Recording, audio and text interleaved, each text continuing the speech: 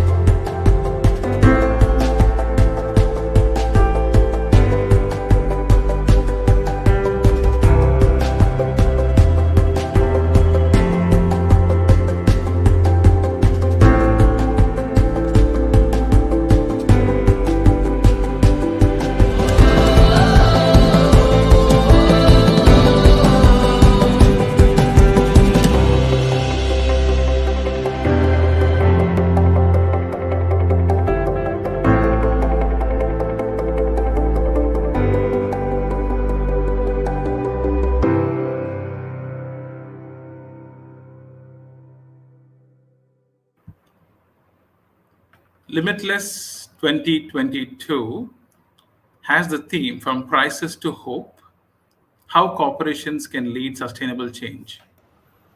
This summit aims to deliver impactful sessions on today's most critical topics and bring together bright minds to share their experience and expertise on these issues relevant to sustainable development to inspire and foster learning. We are very happy to be joined by almost 600 corporations and partners who will exchange views and create plans to positively impact children across the Asia Pacific over these 2 days. Before we begin our summit proper, we would like to establish a few program guidelines to ensure that our summit would go smoothly and run on schedule.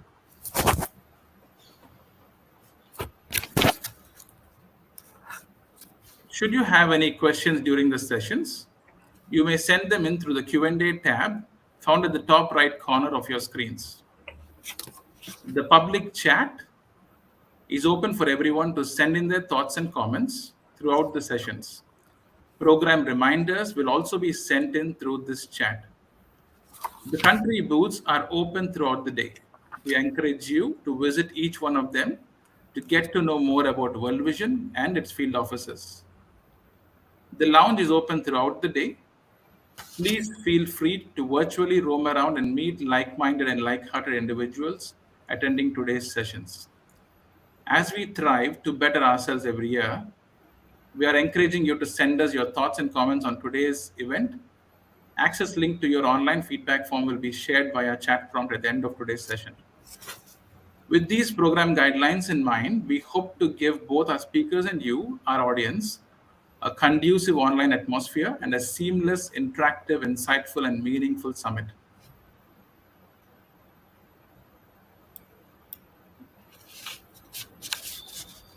So at this time, we have the first session, the opening plenary, and we have an august gathering of speakers joining us as well.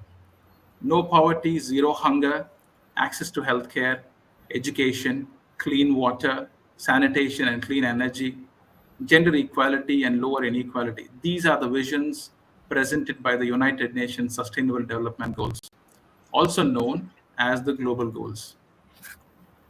World Vision is committed to achieving the global goals and ending extreme poverty by 2030.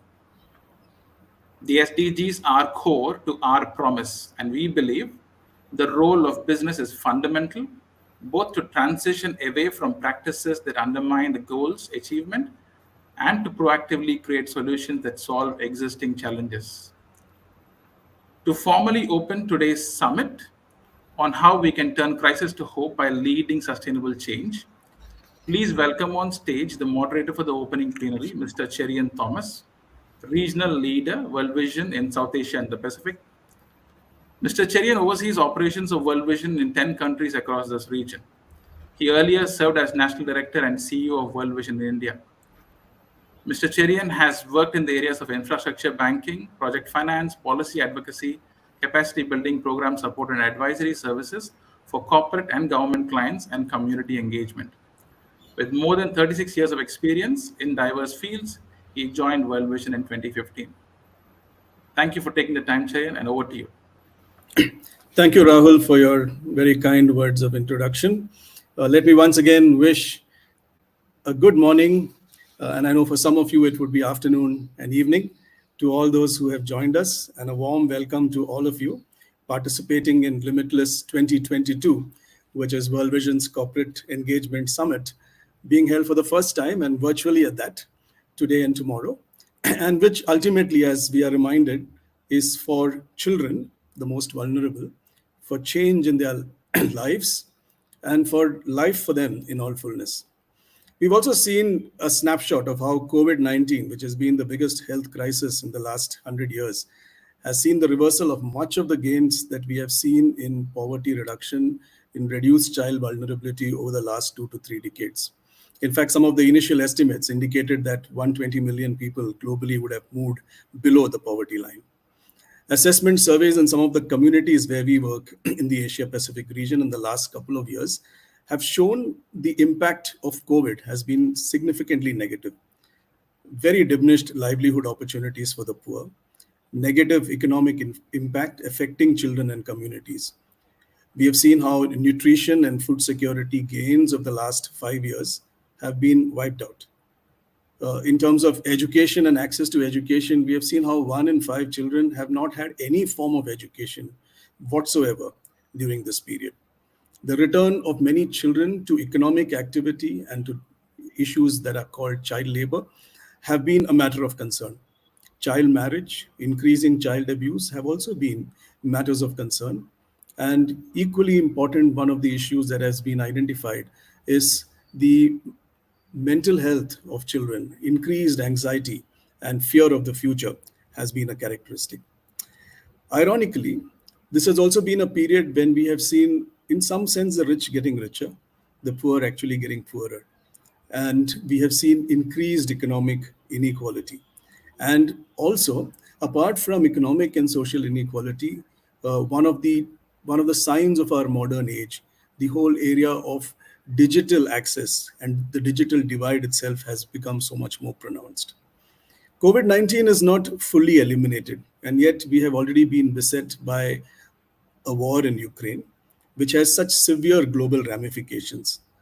The skyrocketing prices of oil and gas, food grains, and several other essentials necessary for living have caused problems for the poor.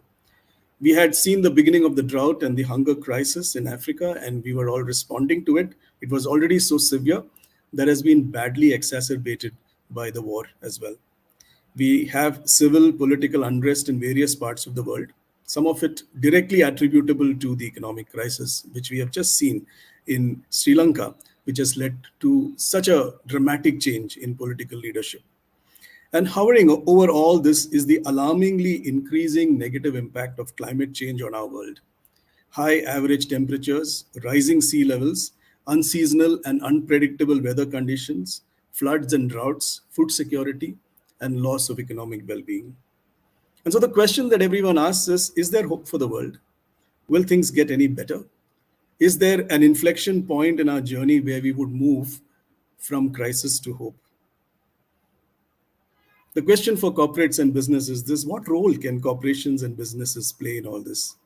We have, of course, in the last 3 decades come a long way from the view that the role of business is to be engaged in business and nothing else, and to leave the problems of poverty alleviation and social transformation to governments and NGOs.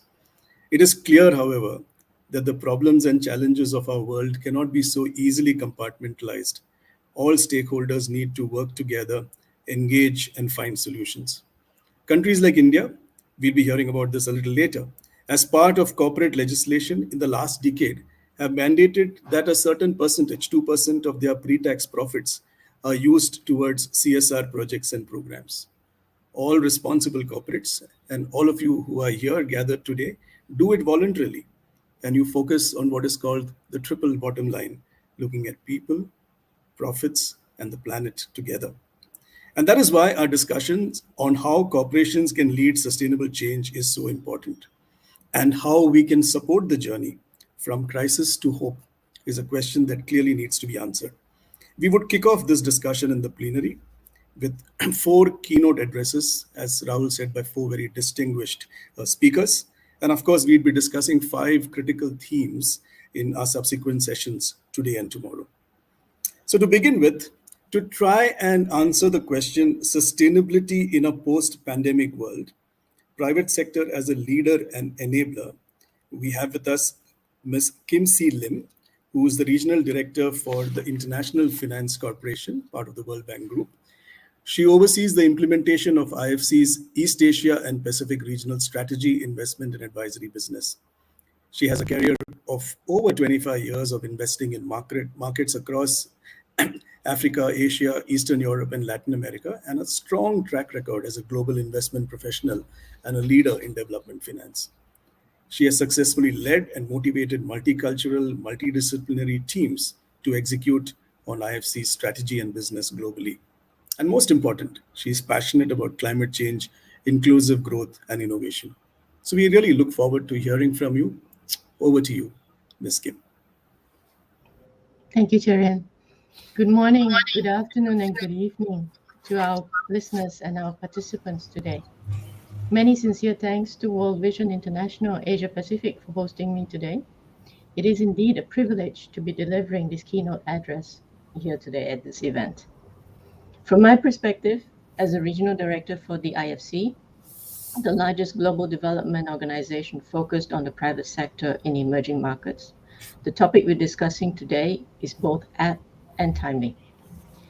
Today, we're living in a world with overlapping crises, from the war in Ukraine and the ensuing risks to energy and food insecurity, which exert inflationary pressures and aggravate already high levels of poverty and inequality around the world. All of this comes just as we're emerging from the COVID-19 pandemic, which brought to fore the stark inequalities in everything from access to finance, education, healthcare, and other basic services. On top of this, we're all painfully aware of the climate crisis upon us. What is clear to us today is that the war in Ukraine has deepened the global economic slowdown and compounded the damage of the pandemic, elevating the risk of stagflation, which is a period of slow growth and high inflation, which we have not seen since the 1970s.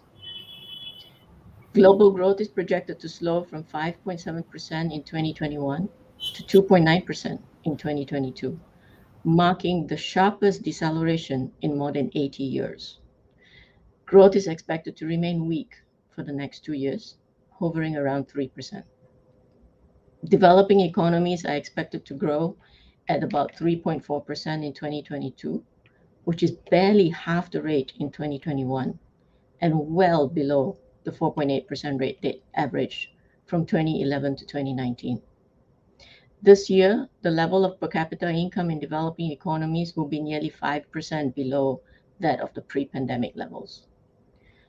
Surging food and energy prices are fueling inflation, eroding incomes, particularly for the low-income households and for countries for which food and energy comprise a large share of expenditures. What is of particular concern is the global picture. Food price inflation is currently in double digits in 2/5 of the developing economies. And the World Bank estimates that suggests that with each 1% increase in food prices, up to 10 million more people will be living in extreme poverty. Then there's the hidden cost of these crises combined. COVID saw up to 1.6 billion students out of school. Women have been more likely to lose their jobs, while also facing more demand for caregiving and higher risk of gender-based violence. This is why at the IFC, In the Pacific in particular, our gender team have kept working with companies to raise awareness of the issues of domestic violence and to help companies understand that taking action benefits both their employees and the company's bottom line. Our gender team provided a women's leadership and financial literacy program at Tuna, one of the largest fishing companies in Solomon Islands, to help address gender-based violence. The program produced great results in that it helped the company reduce absenteeism by 1/3 and increase women in leadership by more than 267%. This is just one example where companies can help drive change. In response to the pandemic, IFC also stepped up and put together a total of $8 billion in emergency financial support to businesses across the world, including here in the Asia Pacific region. The support came in a form of liquidity to businesses so that they could maintain their businesses and keep the business afloat, and also to trade financing houses to reignite private investment and to support trade flows. We also launched a $4 billion global health platform to provide financing to manufacturers of healthcare products to increase access of critical healthcare supplies to the world. Here in Asia Pacific, we committed almost $2 billion of this COVID response to our clients to help them sustain the operations.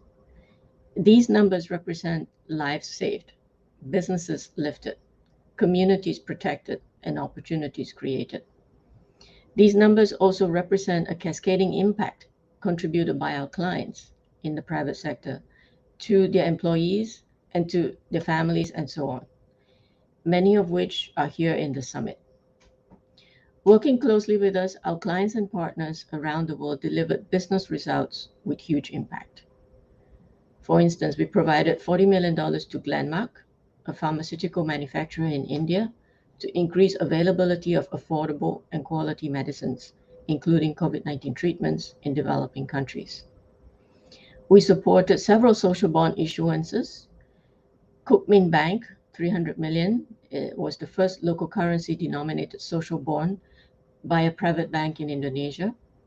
A $100 million social bond issued by Higher Financial Services China that help address financing gaps for micro, small, and medium-sized enterprises, or MSMEs.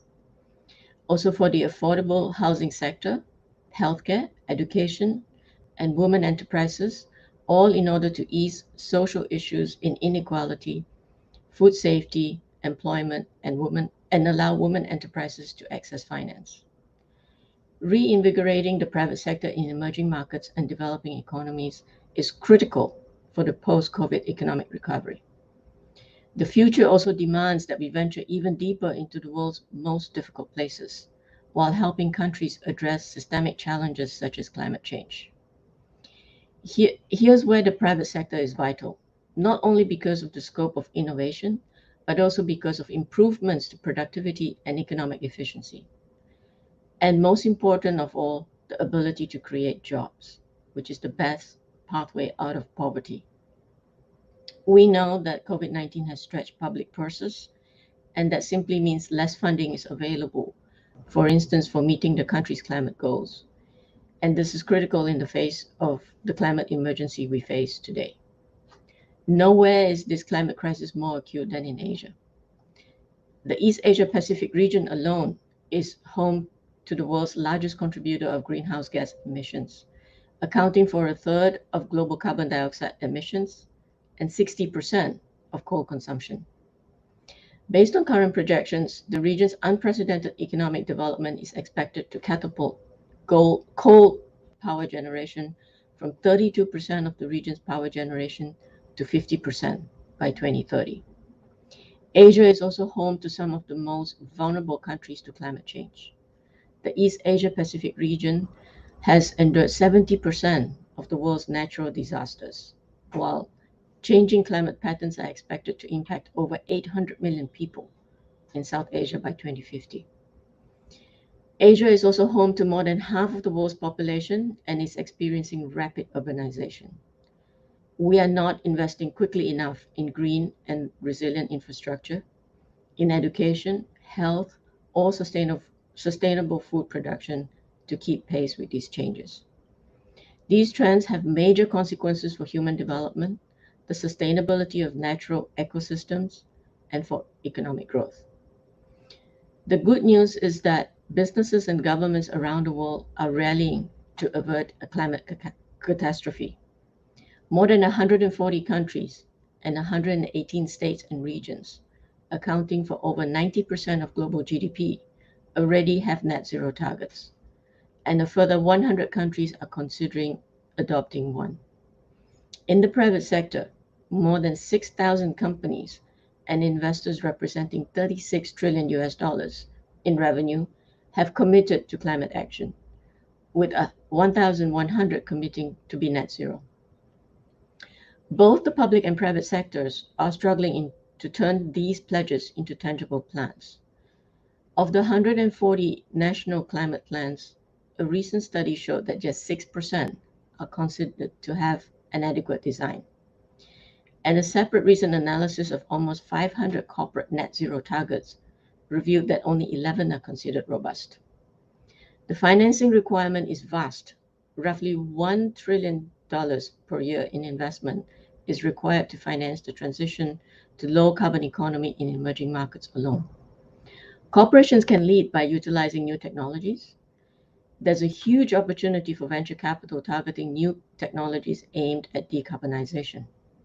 Once technologies are proven, they must be scaled to a point where they're affordable everywhere in the world, which results in opportunities to invest in these technologies and drive down the cost curves. Here at the IFC, we recently invested in Apple, a California-based startup company that has developed plant-based coating technology to keep fruits and vegetables fresh twice as long, and this helps to reduce food waste, which is a key greenhouse gas emitter. Companies can lead by example. We recently issued a blue loan to Indorama Ventures in Thailand, helping the company to increase its recycling capacity and achieve its goal of recycling 50 billion plastic bottles by 2025. This will divert plastic waste from landfills and oceans. Plastics is a huge problem. In fact, nowhere is this problem more acute than in Asia, which produces more than 80% of marine plastic waste. Companies can also work with governments to use innovative financing solutions to help upgrade infrastructure, which is a huge development challenge and encompasses everything from access to clean water to tackling social issues and climate change. IFC is supporting the government of India's flagship program, the National Mission for Clean Ganga, NMCG, by mobilizing private sector funding and expertise to treat wastewater around the river basins of India's holy river, the Ganga, a water source for more than 400 million people. An estimated 2.9 billion liters of wastewater is dumped into the river every day. IFC has invested in a sewage treatment plant in Kolkata with VA Tech Wabag, a firm focused on building clean water infrastructure around the globe. It's a project that has just won an award recognizing its potential transformative impact to improve drinking and industrial water supplies and reduce stress on the groundwater.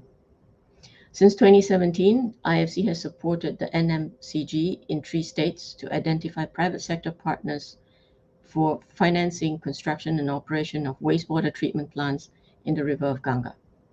The aim is to show other states along the Holy River that private sector solutions can work and can ensure clean drinking water for people. Another innovation is sustainability-linked bonds. IFC's first investment globally in a sustainability-linked bond was in Asia Pacific. It was a 675 million Sing dollar offering from Samcorp, an energy and urban development company based in Singapore, working in countries including Bangladesh, India, and Vietnam. Samcorp has ambitions to shift its portfolio from brown to green and has set some of the most ambitious sustainability targets amongst energy players in Asia. A key goal is quadrupling its renewable energy capacity to 10 gigawatts by end of 2025. In Thailand, IFC worked with Pressure Shipping, Public Company Limited on a sustainability-linked financing package for transporting cement along the west coast of India and Sri Lanka, another critical dry goods commodity linked amid COVID-19 impacts. The sustainability-linked loan, the first for an infrastructure company in Thailand, has targets linked to sustainable development goals, reducing onshore source freshwater usage and consumption on board the company's vessels. We're also seeing corporations setting social targets. To give an example, IFC recently signed a deal with Anglo American for the first sustainability-linked loan in the mining sector globally, focused on exclusively on social indicators. It will help improve the quality of education for more than 73,000 students and promote job creation. I'm sorry to Companies and interrupt. businesses, Could sorry, you wrap up because we're running out of time sure, for the session? Yeah, sure. thank you. Companies and businesses such as the ones you all lead in this room, all of you lead in this room, represent have great and important efforts to make. The private sector must be relentless in maximizing opportunities to lead the world.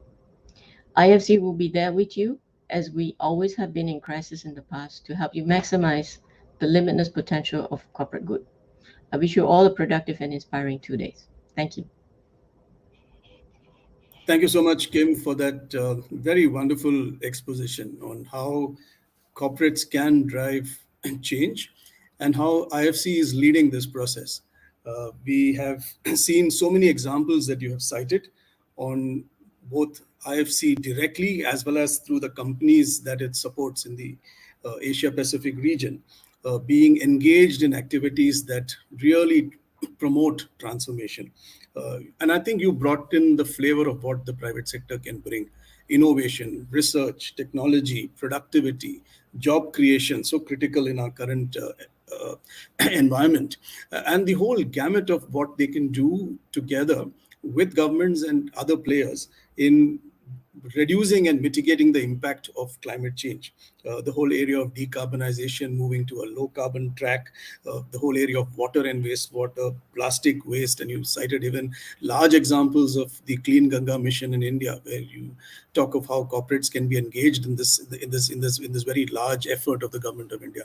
Thank you so much, and I'm sure that you'd be able to share your message, and that we'd be able to circulate it to all the participants. There are so many interesting ideas there, and I'm sure we would all love to engage with IFC in making sure that some of these can be implemented in our own specific places. Thank you so much once more for sharing this with us.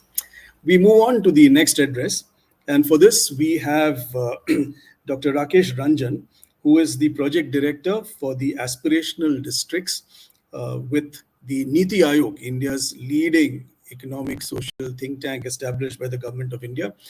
He is from the Indian Police Service, IPS. He's the mission director of this entire program, which aims at rapid transformation of identified underdeveloped pockets in India, actively supporting transition towards database governance, and where districts are actually ranked on a real-time basis on the basis of data in terms of where they are. He heads a team on creation of a federal knowledge portal, Ease of Living Index. He has in the past received the President's Police Medal for meritorious service and for distinguished service over the last 20 years. He also was part of the team which finalized the strategy for efficient urbanization in the 12th five-year plan in India, and was a committee of the Jawaharlal Nehru National Urban Renewal Mission, and continues to be a convener of the Committee on Capacity Building and Urban Planning. He would speak to us on one of the initiatives which has been taken by India and which is being pursued, which is the whole area of corporate social responsibility, with the initiative taken by the government through legislation. So he would talk on the theme corporate social responsibility and its role in India's sustainable development. So over to you, Rakesh. Well, a very good morning to all of you. Am I audible? The first thing. Chair, you are not. So, am I audible? Again, the second confirmation. Good morning, Rahul. Anybody? Am I audible? Yes, you are audible. I think they just took me off so that you could speak. Yes, thank you. So good morning, and let me thank the World Vision for inviting us. And it's always a pleasure to speak on a conference on which there are a large number of representatives of the corporate world are there in our quest to solve one of the biggest challenges and problem that we are facing in the world. So I'll start with 2 minutes of the observations on what we feel, reflections. If you really look at the world today, about 20 years back or 30 years back, when we talked about all these development goals, Millennium Development Goals and Sustainable Development Goals, they were seen as something like that is something that you need to do for good governance. But in last about a decade or so, the feeling has changed that if you do not have the sustainable development goal, then the whole concept of the survival is there. It's not simply the question of that good governance, but it is the question of survival. So today, everybody, and I'm not going to spend time on this because all of us who are there are quite convinced about it, that it is something that we are discussing which is fairly important. And since this is a platform for talking about children, it's all the more important.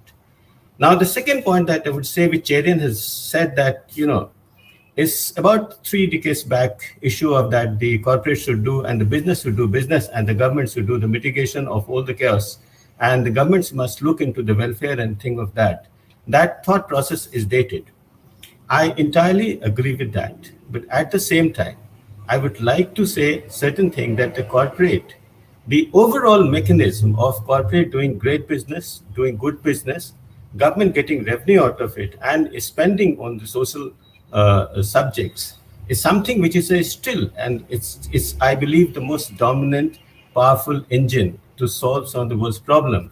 And as Kim has said, that there are a lot of things that the corporate can do, which in their general line of thinking, without getting into the social sector responsibility, is specifically in their own line of business, what they can do can be of great help to everybody. And it is, I will just cite 2 examples from Government of India's and from the India's perspective. Say if the corporate takes a lot of effort and start working into the circular economy, which the Government of India is attempting to kind of mainstream, and there are a lot of talk these days within the ministries that how do we get into this, then it's a win-win situation for all. It's a good business.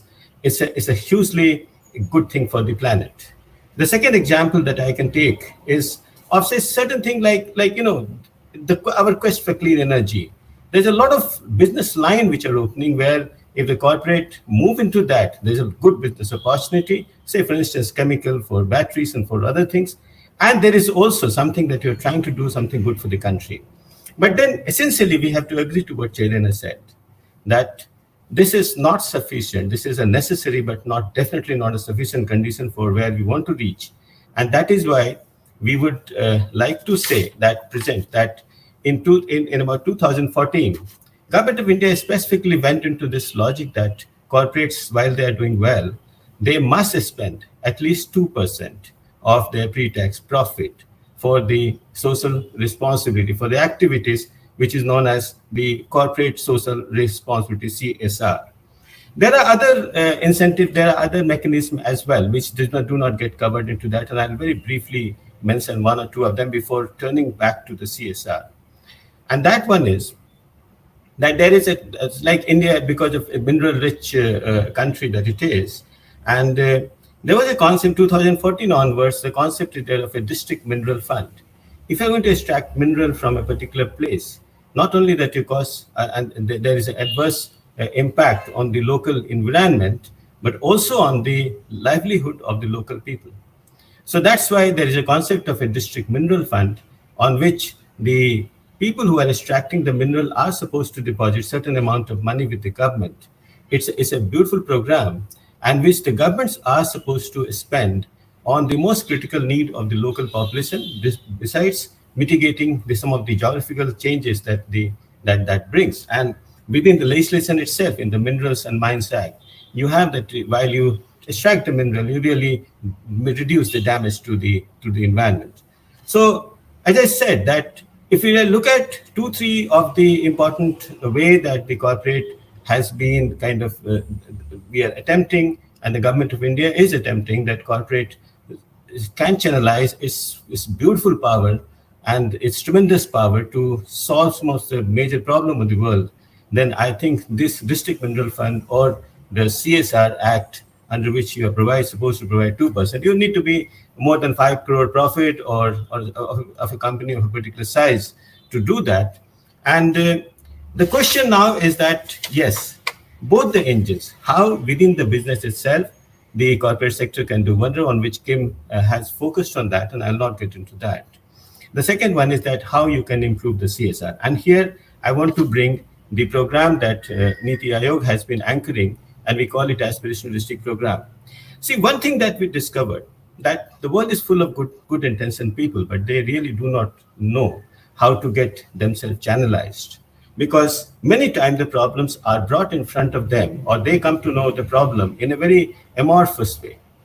So we started a program called Aspirational District Program, out of which we identified around 112 India's backward district, and we looked into the importance of health and nutrition, focusing on children, and then agriculture and the water management, financial inclusion and skill development, and basic infrastructure. Now, these are fairly important things that affects the life of each and every person. And when we asked that, let the districts, those who manage the district, kind of map it very clearly that where they are in terms of the indicators. Now, that is something which started triggering a lot of good things. Because the first time that it became in the part of the consciousness of the district that, look, here it is that we are having huge problem, or we are very poor compared to our neighbors, or compared to best in the country, best in the state, or best in the world. So unless until you raise the awareness of the problem that you face in a more specific manner, there is a very little chance of somebody going to address that. And we, in the 4 years of time, I'm so happy to inform this August gathering that some of these elements that you understand where you are, you create a competition among the district teams that I want to reach from place A to place B because my neighbor has done well, my people in the state have done well, people in country have done well. Why should I be left behind on this?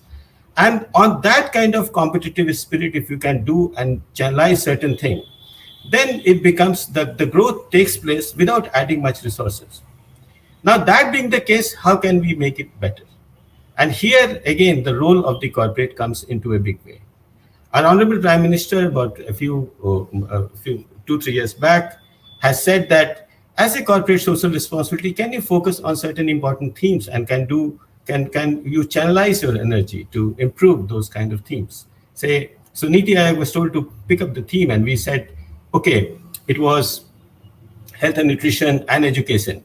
And in that case, the government of India has provided advisory to the corporates in the public sector that at least 60% of your fund should get into the health, nutrition, and education. And while you deploy your fund of these corporate social CSR fund, we call it, while you deploy this fund, you give preference to aspirational district. And I'm happy to note that earlier these backward areas of India were receiving very less of the corporate fund. Today they are receiving far more than that.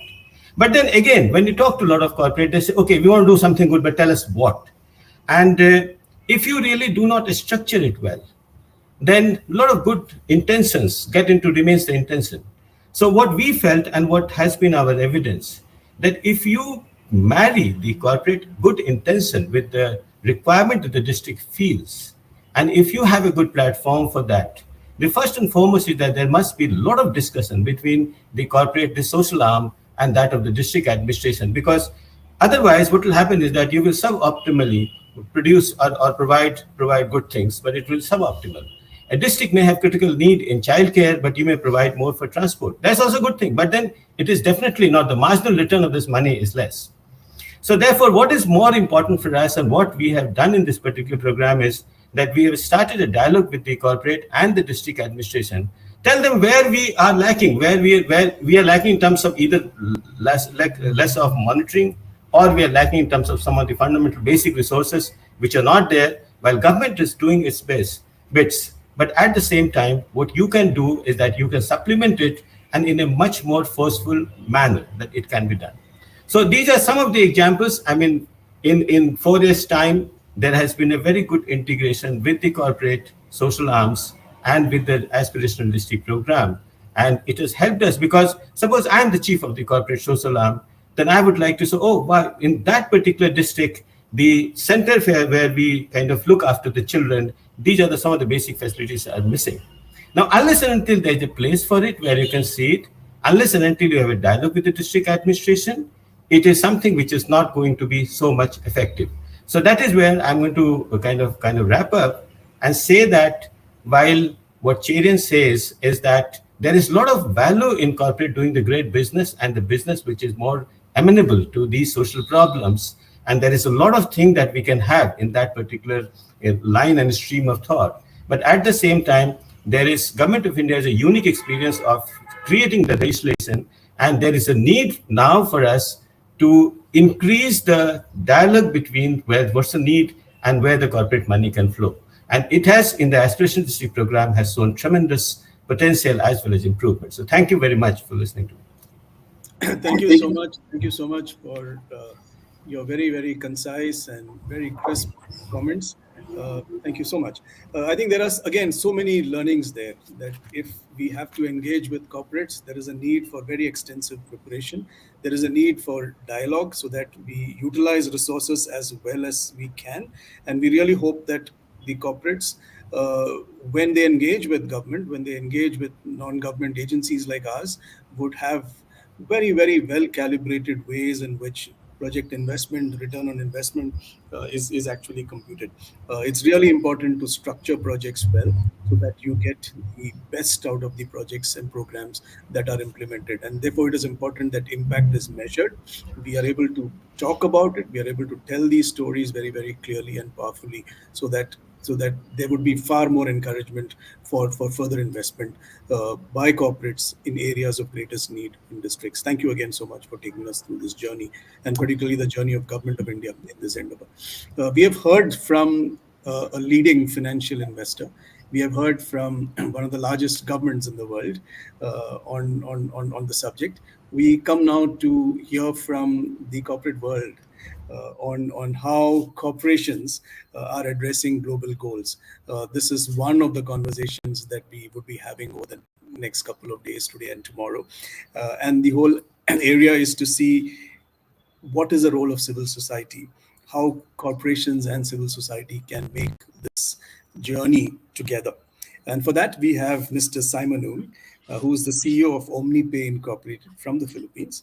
He has an extensive background in the Asia Pacific region as a professional in the financial industry, as well as a successful entrepreneur. He's president and CEO of OmniPay, which is Philippines' leading issuer of prepaid payment cards and innovator for financial inclusion. He's also the vice chairman of Bastion Payment Systems Corporation, which launched the first proprietary payment gateway for payment card industry standards. He is also the vice chair of the Sanson Mineral Resources and on the board of directors of Trans-Pacific Broadband Group International. So over to you, Simon. We really look forward to hearing from you. Thank you, Cherian. Good morning, everyone. My assignment is to provide a corporate perspective on addressing the global goals and sharing our specific experience as OmniPay and why we partner with civil society.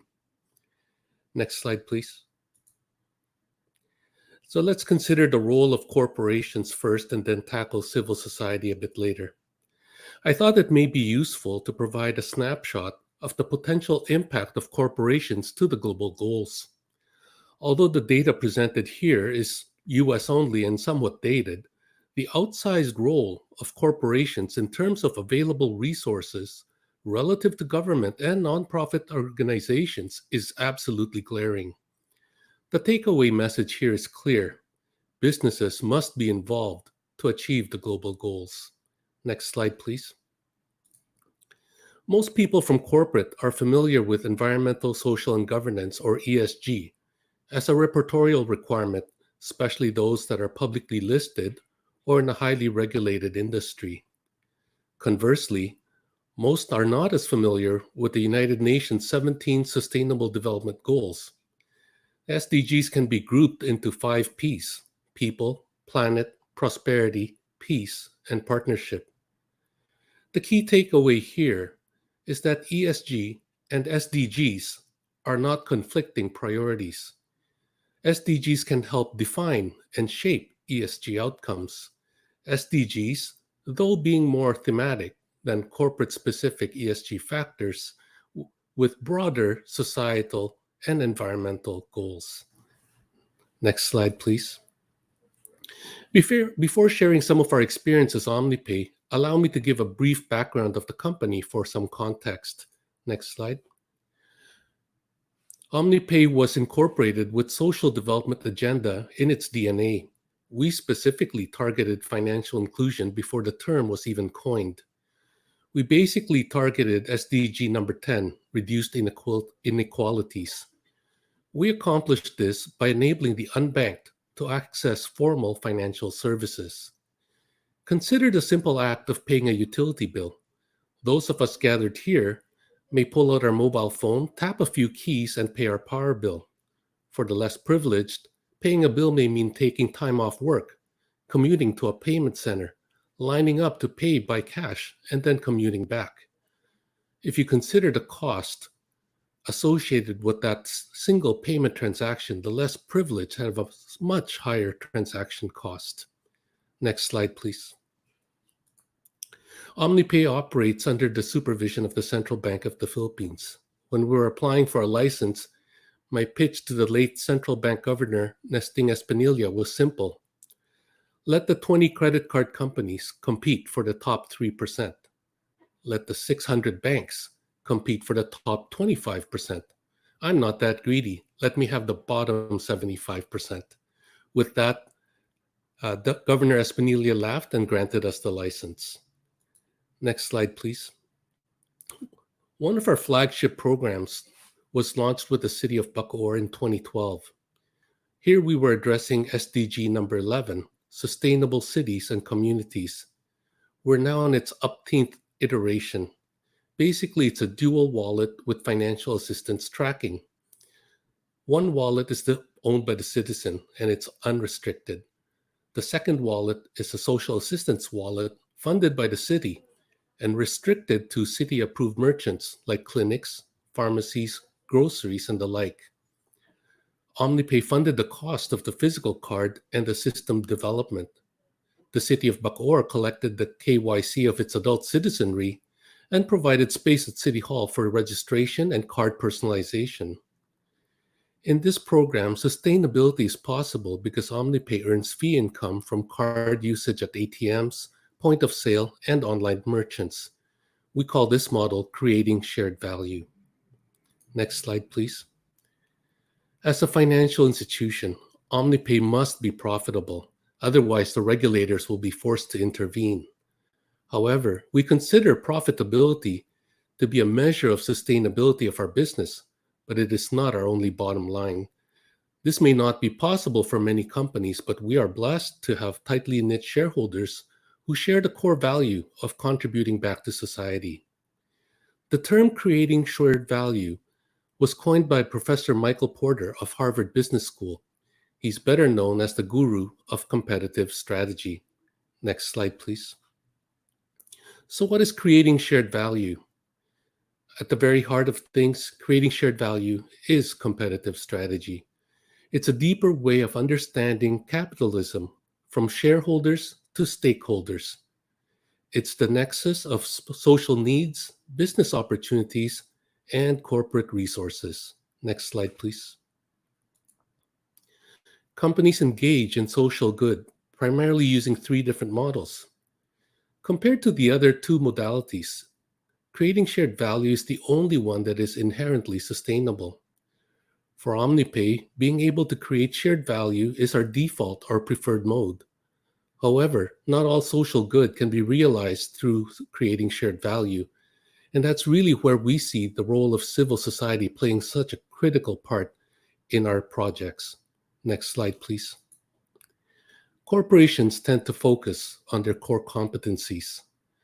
For OmniPay, civil society is a key partner to fill our gaps of expertise, people, or physical presence. The subsequent slides will show examples of philanthropy and CSR wherein OmniPay partners with civil society to accomplish specific SDGs. Next slide, please. The magnificent Philippine eagle is a national bird of the Philippines and one of the largest raptors. They're also listed as critically endangered by the International Union for Conservation of Nature, with an estimated number of only 400 pairs left in the wild. OmniPay does not have the expertise nor the physical facilities to care for an eagle, so we partnered with the Philippine Eagle Foundation and adopted one. This is SDG number 15, Life on Land. Next slide, please.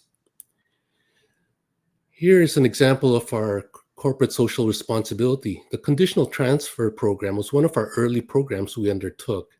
This is SDG number 1 and number 2, no poverty and zero hunger. We faced a lot of challenges. Sheer scale with millions of beneficiary households, including many in very remote and largely inaccessible areas with limited internet connectivity. Government regulations and audit concerns were oftentimes restrictive as well. Nonetheless, the CCT program sought to benefit the bottom of the Philippine society, so we were committed to the program as OmniPay. We also knew that the CCT beneficiaries would almost certainly be financially illiterate, so we were prepared for that. However, we were shocked to realize that many of the beneficiaries were basically illiterate as well. Next slide, please. Once again, we were very conscious that OmniPay does not have the expertise nor the capability to improve literacy in the Philippines, but this is addressing SDG number 4, quality education. We decided to partner with World Vision Philippines and the Department of Education in the Abutin Natin campaign by funding the urgently needed procurement of materials and equipment to support distance learning and homeschooling during the COVID-19 induced lockdown. Next slide, please. In summary, OmniPay endeavors to accomplish social good by creating shared value. But if that's not an option, we will consider philanthropy or corporate social responsibility. But irrespective of the modality, we always work with partners, corporate, government, or civil society. This is SDG number 17, Partnership for the Goals. In closing, let me leave you with this final thought from Os Hillman on the critical role of business. Consider that in the New Testament, of Jesus' 132 public appearances, 122 were in the marketplace. Of the 52 parables Jesus told, 45 had a workplace context. Of the 40 miracles recorded in the book of Acts, 39 occurred in the marketplace. Thank you for your time. Thank you so much, Simon, for that very powerful exposition on how corporations are addressing global goals.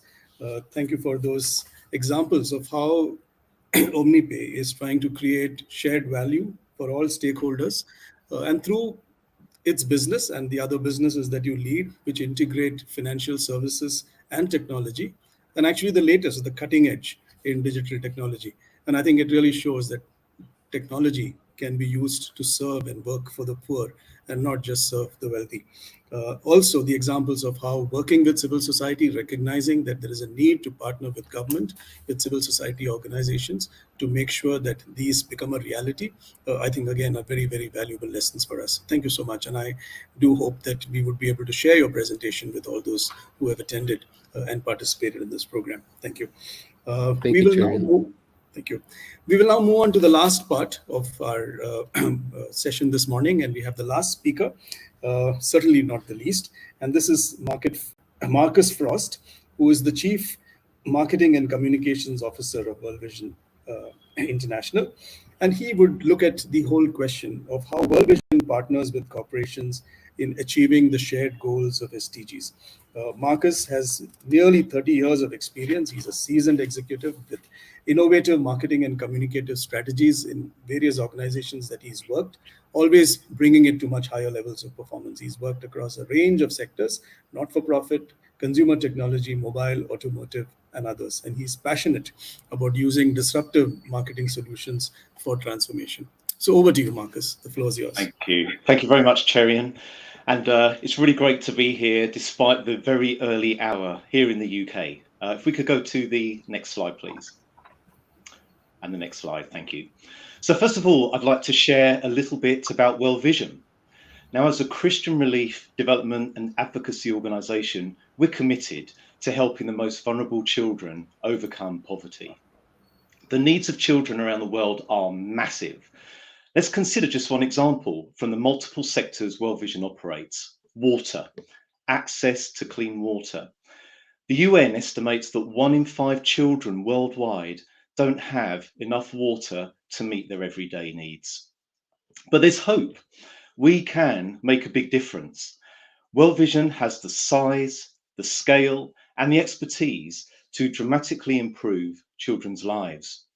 We work in 100 countries and reach children in some of the hardest and most dangerous places through our 35,000 staff. Last year alone, we reached 200 million vulnerable children. But no single organisation can tackle poverty alone. We are powered through our 20,000 partners like you, including corporations.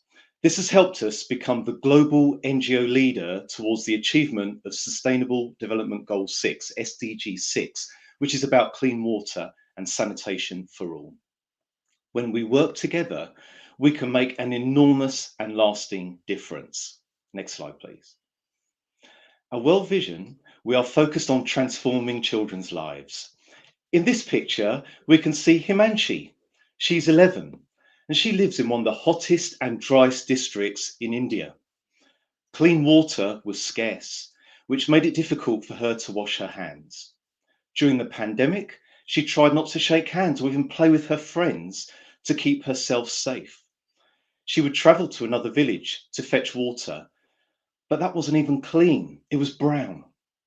Inevitably, Himanshi and her siblings would become unwell with fever and stomach aches many times.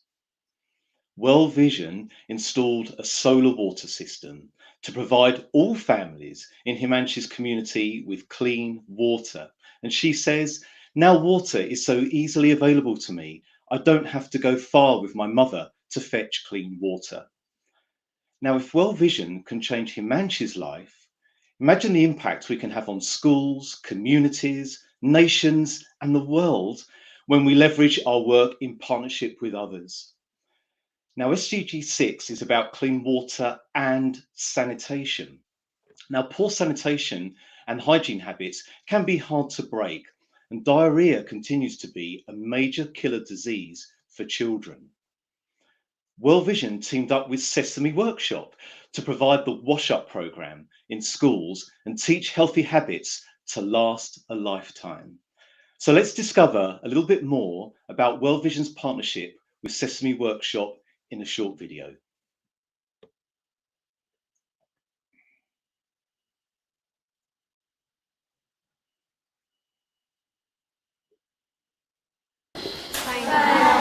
Okay, good. I'm going to show you this picture, and I want you to tell me what's on this picture. Yes, Raya.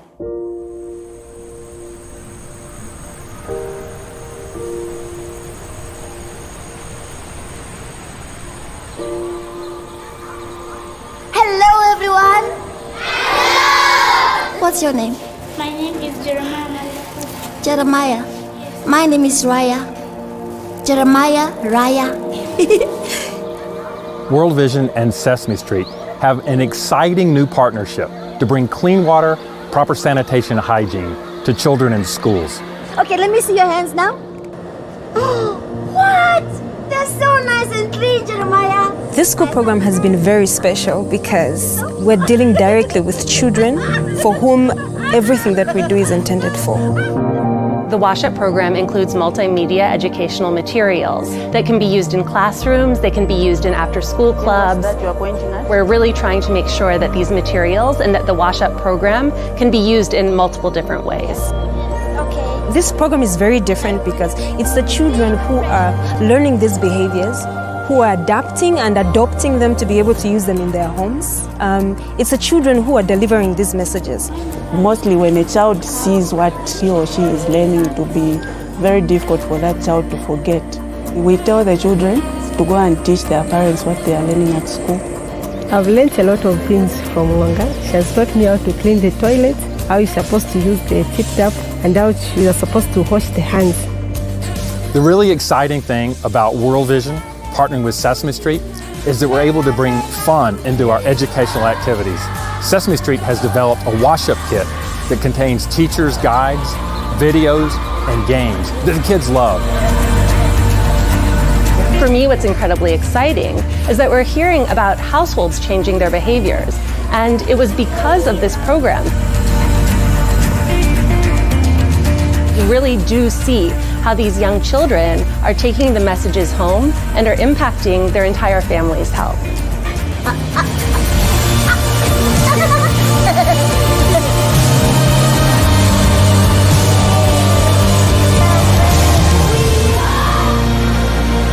World Vision and Sesame Street would like to roll this program out across Zambia, learn how to do it even better, and then expand it through Africa and Asia.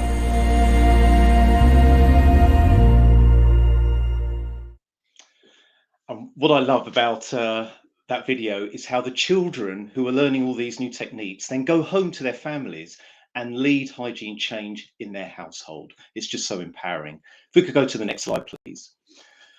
So in addition to corporations, World Vision also partners with high net worth individuals. Dave and Dana Dornsythe are a great example. They are one of our most influential and long-term partners for bringing clean water to children. So we've proven that we can bring clean water to everyone in places where we work, which we are doing in Rwanda now, and we plan to finish the job in Zambia as well. Last year, we reached 3 million people with clean water, and we're on track to reach a much higher number this year. Our goal now is to bring clean water to everyone, everywhere we work. And final slide, please. So whether you're representing a corporation today that wants to make a big difference to children's lives, or you want to be personally playing a part in changing the world like the Dornsythes, you can do this with World Vision. World Vision has the size, scale, expertise, and global footprint. Children around the world are counting on us like never before. We can't just walk on by. Wouldn't it be great if we all played our parts in giving vulnerable children the very best start in life? So as you enjoy this limitless conference, have a think and listen to your heart about partnering with World Vision to protect their childhoods and make children's dreams come true. Thanks, Cherian.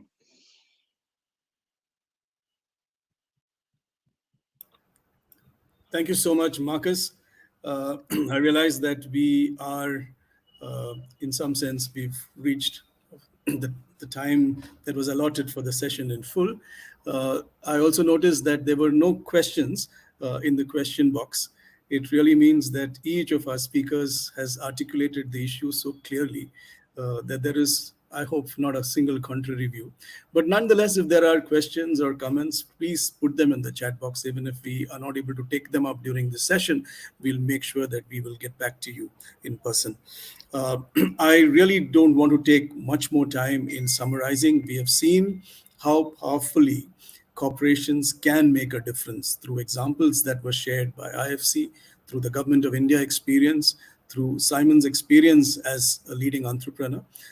And in terms of one area, just water and sanitation, World Vision's own experience, as Marcus shared, of how high net worth individuals and corporations can make a difference. And that the problems that we have are too big for any one of us, and that there is clearly a need to partner, get together, and join hands with governments, with each other, with all stakeholders and communities, so that the most vulnerable child, the most vulnerable communities are included in the whole process of growth, and that no one is left behind. We have at the end of our session a chance to release the regional SDG impact report. And I would request Rahul to put it up on the slide. This is a report that is being released at the time of this conference, specifically generated for this conference. Look at it, see how World Vision as a region is making a difference in the achievement of the SDGs in this region. And our rallying call is really for corporations, businesses, individuals, families, large and small, to come together, help save and transform lives. Over the last 70 years, World Vision has built up one of the largest platforms for transformational and sustainable change in children's lives through our holistic and field-tested program models. In the last year in the Asia Pacific region, we impacted close to 19 million people, of which 7.5 million were children. So join us in this journey, learn about our impact, learn about our promise, and see how together all of us can contribute towards achievement of the global goals. Thank you. And over to you, Rahul. Thank you, Cherian, and thank you all of the speakers for joining for the opening plenary. We've learned a lot during the session, right from Kim speaking about the KFCs, how it's enabling the private sector, how India and the government of India, how is using the CSR resources to be able to improve the aspirational districts programs, and how Simon spoke about how the corporations are focused on the global goals as well, and how we as World Vision are impacting the lives of children. You can read much more about that on the report, which is shared on the public chat. Thank you all for joining. Up next is our session, Youth as Drivers of Inclusive Economic Growth. You could go backstage onto the schedule and log into the next session. Thank you all for joining for this session, and have a good rest of the day.